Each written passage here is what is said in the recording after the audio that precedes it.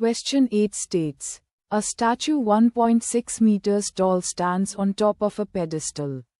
From a ground point, the angle of elevation to the top of the statue is 60 degrees. And to the top of the pedestal is 45 degrees. Let's identify the key data points. The statue height AB is 1.6 meters.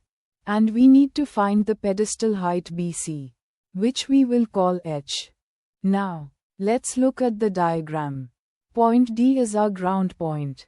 BC is the orange pedestal. And AB is the blue statue sitting directly on top of it. We mark the angles, 45 degrees for the top of the pedestal and 60 degrees for the top of the statue. Recall that tangent theta equals opposite over adjacent.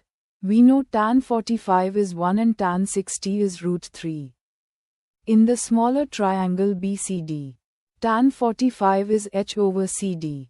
Since tan 45 is 1, the base CD equals the height h. In the larger triangle ACD, tan 60 is the total height divided by the base. Substituting our values, √3 equals 1.6 plus h, all divided by h.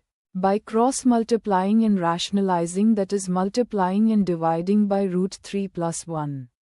We find that the height of the pedestal is 0.8 times √3 plus 1 meters.